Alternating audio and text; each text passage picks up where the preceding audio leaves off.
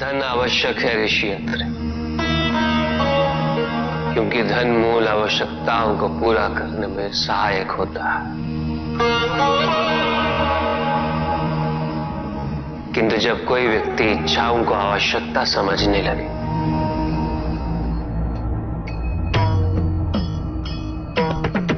तो धन कितना ही क्यों ना पर्याप्त नहीं होता।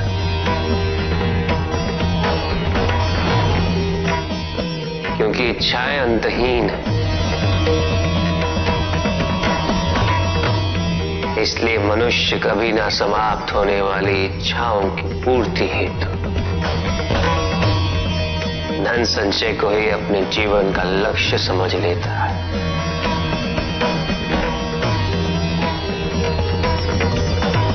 वो लोभी बन जाता है।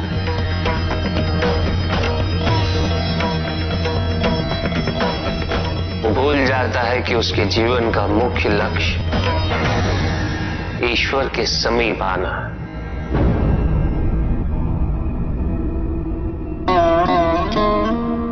ऐसे लोभी व्यक्तियों को अपनी मृत्यु के समय भी यही दुख रहता है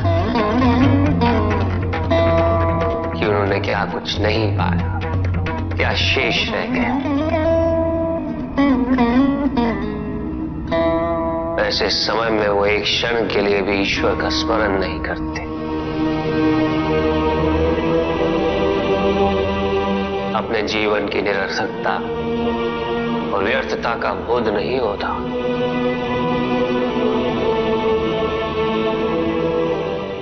करना चाहिए। धन चाहे कितना भी हो ऋषि अत्रि,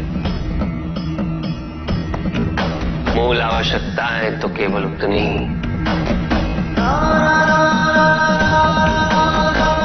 तन ढकने के लिए वस्त्र, पेट भरने के लिए आहार, और शरण के लिए भवन।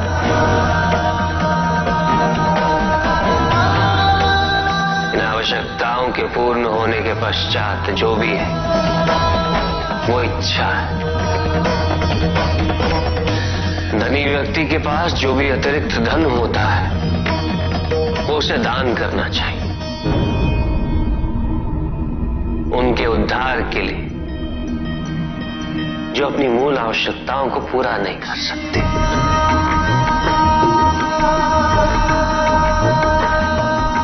ऐसा करने से संसार में समानता होगी, द्वेष नहीं होगा, सद्भावना बनी रहेगी।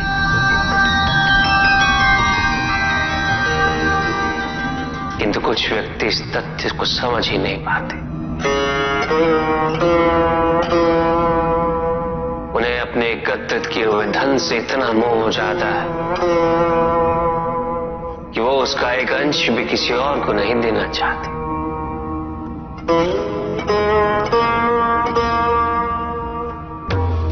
ऐसे व्यक्तियों की सूची में सर्वप्रथम स्थान कुबेर का है।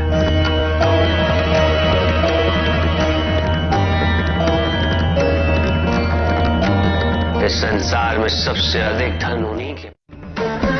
शक्तिशाली बनना अत्यंत कठिन है, किंतु उससे भी कठिन होता है शक्तिशाली बने रहना। और इसके लिए आवश्यक है कि हम शक्तियों से प्राप्त हुए उत्तरदायित्व का सम्मान करें।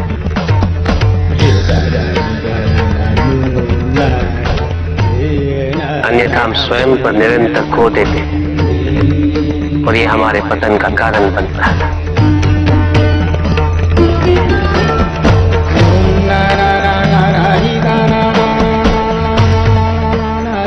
युद्ध में की गई भूल और उपलब्धियों से कुछ न कुछ सीखना आवश्यक है कार्तिक।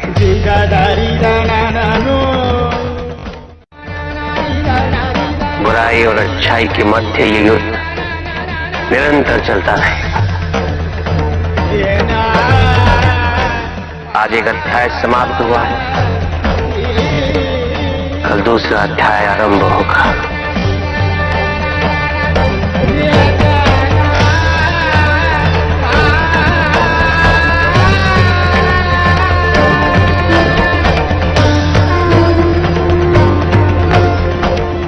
कि समस्त संसार में बुराई है तो अच्छाई भी होगी।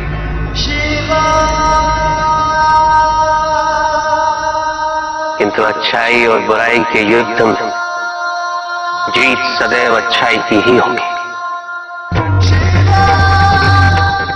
आध्यात्मिक कार्य के लिए शरीर को, सीमाओं को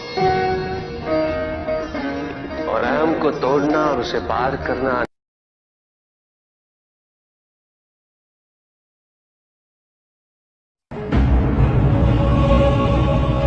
तो मेरा अपराध क्या है प्रभु? तुम्हारा अपराध था एक त्रिदेव को दूसरे से बड़ा समझना, उनमें भेद करना, उनमें तुलना करना।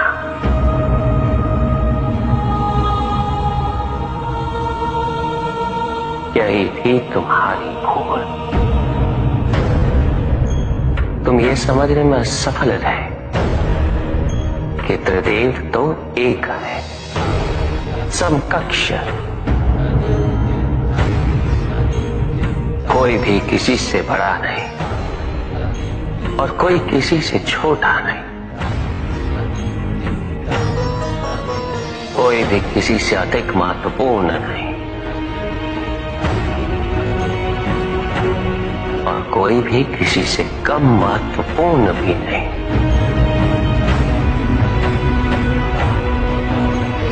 तुमने जो कुछ भी किया वो भक्ति नहीं थी विकास।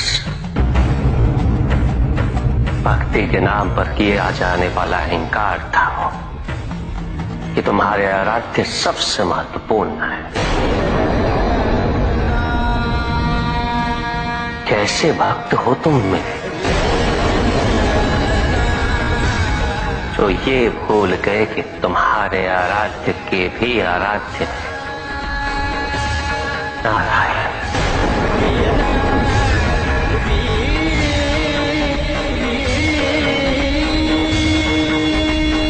भक्त यदि सच्चा तो उसके पास अपने आराध्य को पाने के अतिरिक्त ये सोचने का समय ही कहां होता है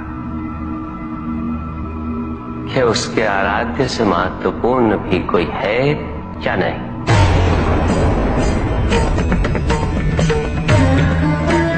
वो तो प्रतिपल अपना ध्यान केवल अपने आराध्य पर ही स्थिर रखता है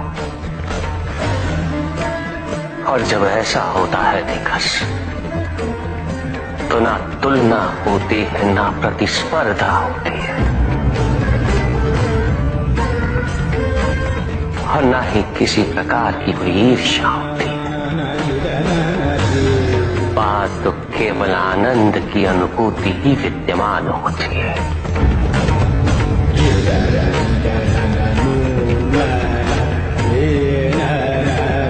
यदि तुम ये सोचते हो कि ये समस्त संसार केवल मुझसे है तो तुम्हें इस संसार के प्रत्येक स्वरूप से प्रेम होना चाहिए था। तुम्हें इसके कण कण में मेरी अनुभूति होनी चाहिए थी। तब भी किसी प्रकार का भेदभाव तुम्हारे मन में उत्पन्न नहीं होता, किंतु तुमने ये प्रमाणित कर दिया निकास कि अपने आराध्य के प्रति तुम्हारी भक्ति वो भी अधूरी थी, अपूर्ण थी।